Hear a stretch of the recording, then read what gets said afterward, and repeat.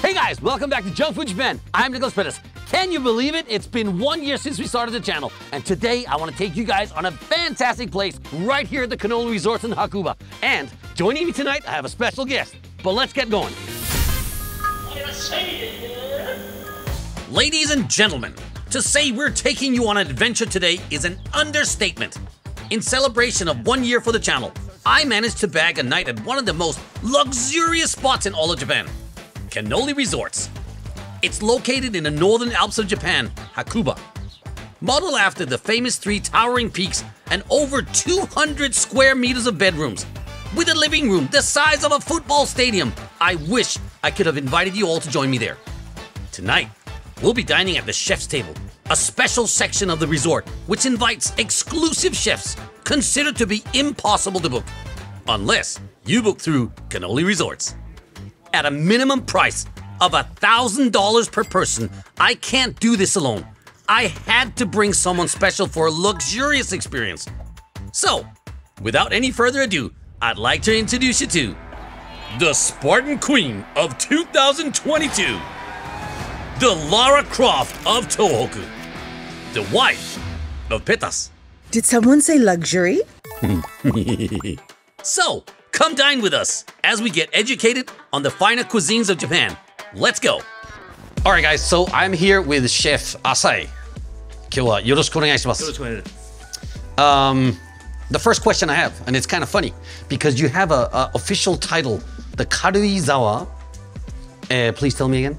Karuizawa Kuroiwa Muni. So that's actually the title, but I find it funny because today we're not in Karuizawa, we are in Hakuba. Can you please tell me why you have such a fancy title and why it's important to really get it right? もともと恵比寿に本店がありまして、でそちらが恵比寿黒岩というお店になっております。で今回軽井沢に、新しく支店をといったところで軽井沢黒岩で、お客様はそれぞれの、人生において唯一無二の存在になれたらなといったところで、まだまだ精進しないといけないんですけれども、そういった由来になっております。You said something very interesting there. You said the muni. Now, in Japanese, which means it becomes one with the environment, it becomes one with the food, I think it is. But tell us a little bit about the spirit and understanding, how we can understand the muni concept for us.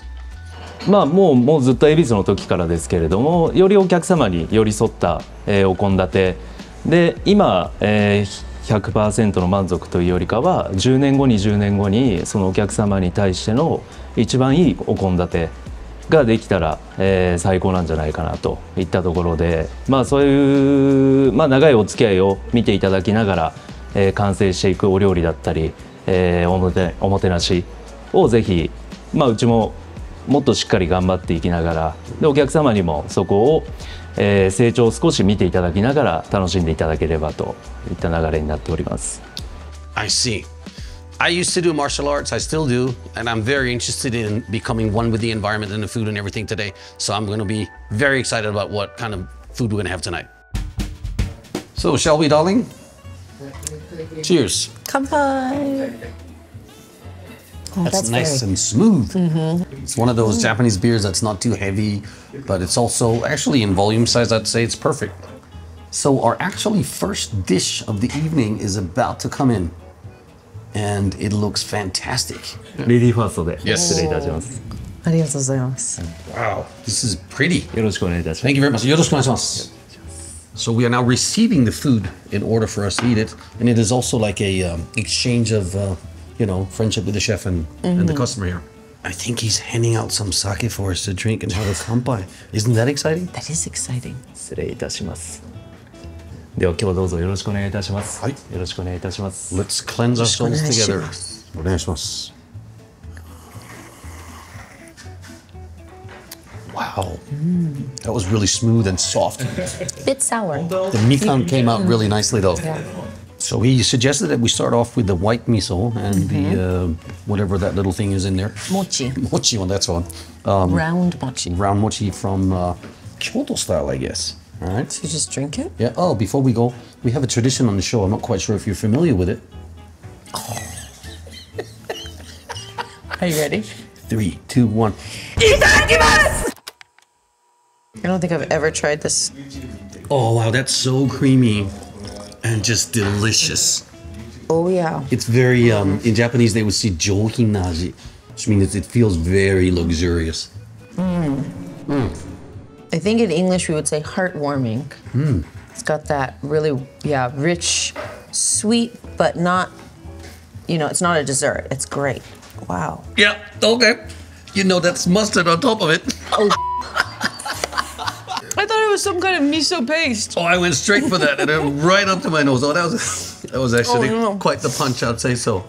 Yeah, like that. They've also fried it up a little bit, so it's got like a crunchy outside on the mochi, which I find quite pleasing. And to top off this dish, they've got a little piece of sushi. So apparently this also comes with a bit of the kani, the crab meat, which is often eaten in Japan during the New Year's holidays and stuff like that. For greeting in the new year, Do you know, I just realized I've been here like 35 years. I've never had osechidori. Really? Well, here we go.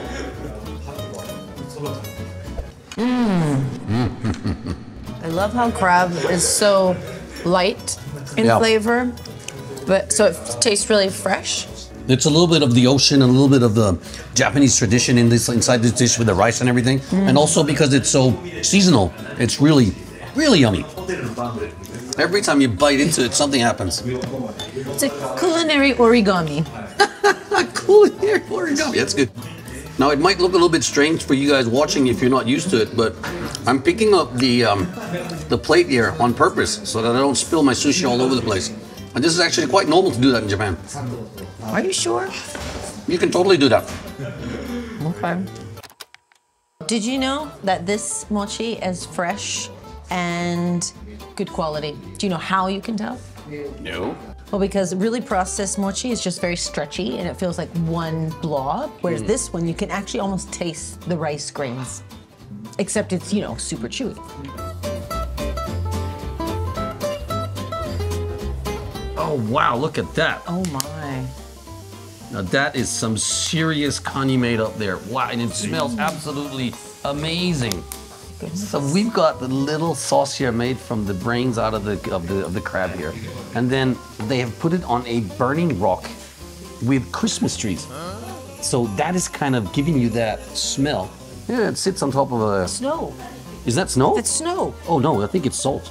No. Yeah, it's salt. Aww. You know how they also do with Japanese sake? Some people actually add the kani miso into the sake and drink it very slowly, sipping away on it with a bit of the miso. I'm gonna try the miso first just because I know how good it is. Wow, this just screams ocean at you. It is incredibly flavorful, and I would actually say, come back! Oh, wow, that really is. Oh my goodness. You know what I'm gonna do? I'm gonna do exactly what he said, where you just dip it in there and go for it. I think I could just eat this like a soup. Yeah, but that and the osake goes amazingly well together. The chef said some people spend 1 hour eating this as like an appetizer. I think you just ate your whole crab in one bite. Totally dip it into it and just go for it. Oh.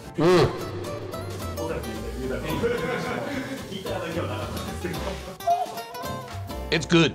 Now, I'm gonna do what he suggested, and that is to just dump it all on top there, and then mix it up, and then I'm gonna get some of the sake with it. Okay, so we can use the spoon. Yep. Oh, that is so flasty, it's crazy. This is taking it to a whole new level. Because it is smooth, but the sauce gives it that buttery flavor. Oh, let me taste yours. With a bit of sake. With the nihonshu, yeah. Yeah. That's potent. I like how there is a little bit of that daikon in there. It cuts the oil. Oh, it's a mushroom.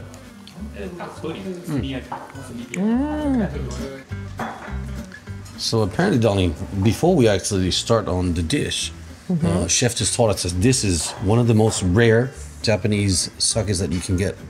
Let's just try a little bit. Okay.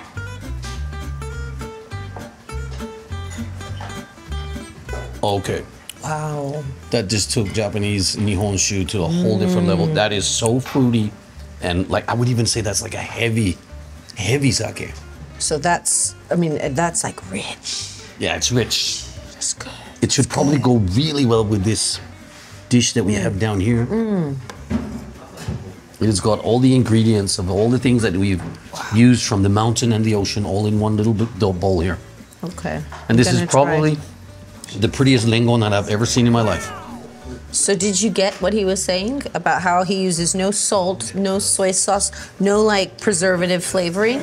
It's purely the kombu, which is some kind of fish something. Seaweed. Seaweed, yes. And then the fish broth. And then voila. You mix it with the good sake and whew, the flavor of symphonies you always talk about. Yep, and you just turned into a French lady. Oh, wow. That's like, I've never tasted sweet potato like this before. Wow, that fish with the crispy skin on top of it. No, try the sweet potato. No. That fish was perfection. God. I did not see that one coming. I've got the fish crispy skin with that potato texture we're talking about. It's a bit more like a yam. Oh my God. All right, guys. I mean, apart from my wife coming along on a date with you guys, this is what we've really been waiting for. Here it comes. 3, 2, 1, drum roll. Bam! Have you seen that? If that is not an adventure, I don't know what an adventure is. So these are all local ingredients made into this beautiful display, and you get to play with the food. You get to play with the things that you can decorate your plate with and everything. It's really cute. Yeah, it is cute. I mean, it's interesting how he would invite us to like play with our food in the deco as we eat. I don't think I've ever done that before in Japan. So this whole design is particular to New Year's. So if you come here, like say next month, it'll be completely different, probably, right? Yeah. Even like the dishes will be different and the branches will be different.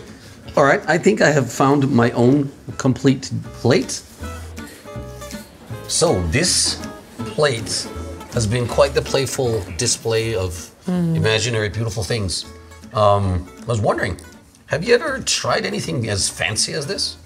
I can't say that I have, not quite this fancy. I remember being really impressed in Kyoto with some of the cuisine there. And once I tried like 10 generation vegan cuisine in Japan, and it was really fancy and the presentation was incredible, but nothing quite like this, to be honest. And as you talked about your 10th generation cuisine from Kyoto, I just bit into something which I have absolutely no idea what it is. I love the playfulness of it. I love the setting of the idea of coming and having your own chef making this really, really exclusive dinner. And I just really wanted to share this experience with you guys out there because 1 year has been absolutely fantastic on Junk Food Japan. I know this is not exactly a Junk Food Japan episode, but come on.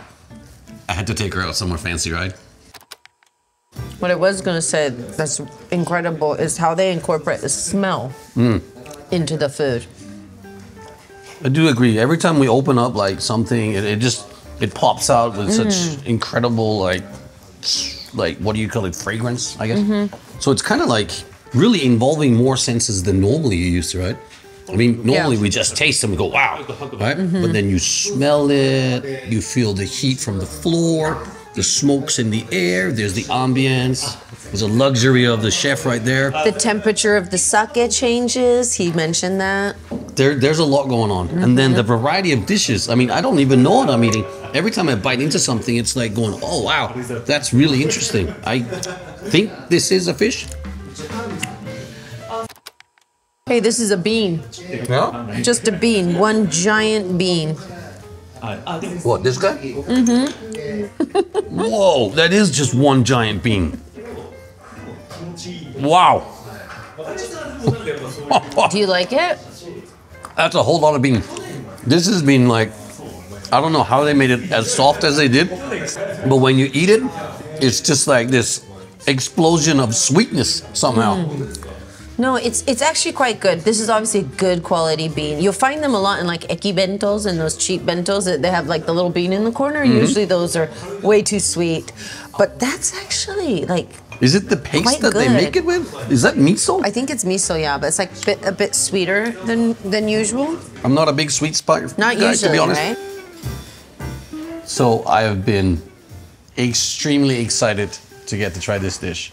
Can you believe that this is a small orange which has now been infused with the abalone and the mushroom, and it's been grilled? I'm very excited. I'm very skeptical. I bit my lip. Okay, it's soft. I've never tasted abalone this soft. I think your face says it all, but was it any good?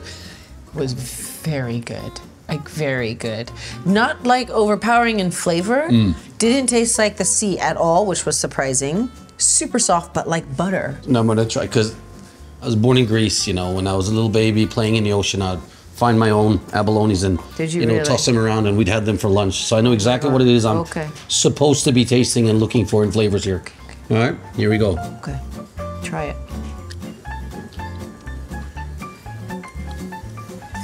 That is good.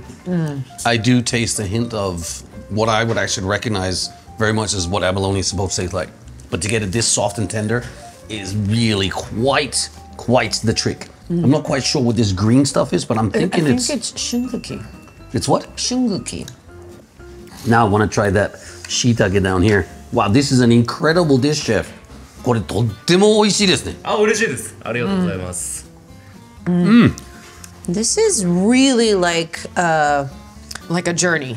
This one. It is. It's a complete journey of different foods, and you know, the thing is, you'll never get the same dinner ever again because it's completely seasonal, and what's available on the market or what's not available, he's probably been out there foraging in the forest for these kind of things. You know, it's just very unique.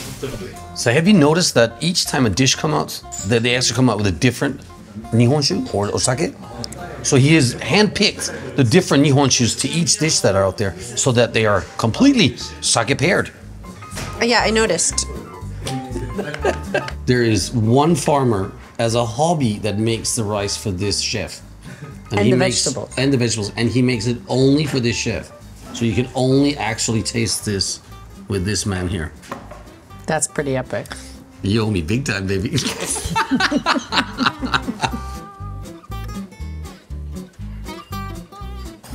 Wow, that looks just incredibly nice. That unagi, you could hear how crispy the skin is on it. All right, honey, you can put some sauce on the unagi if you like or not.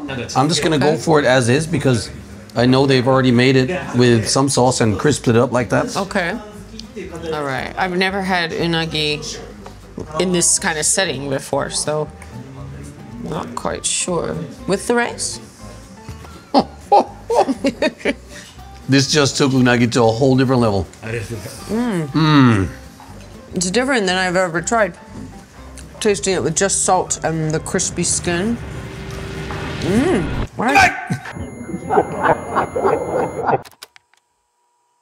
It is very good. Very, very good. The meat is you know, soft and fatty. Soft and Skin fatty. is crispy. Skin is crispy. It's just so beautiful. You take a big bite of that. And then, Oh, wow. Oishi. That's good. that is absolutely crazy good. Wait. It is Yeah? so yummy. And to think Good that thing. it took the chef 3 days to get it to where we are here now. The sauce, when you add it to it, I put just on some there. You did? It makes it a little bit more sweeter.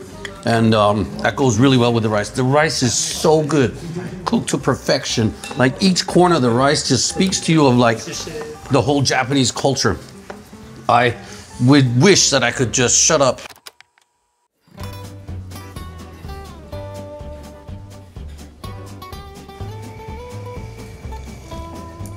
Oh, that's quite the powerful tea. That is green tea. Boom. That's beautiful. Yeah, it hits you straight away, doesn't it? She got that fresh strawberry right there.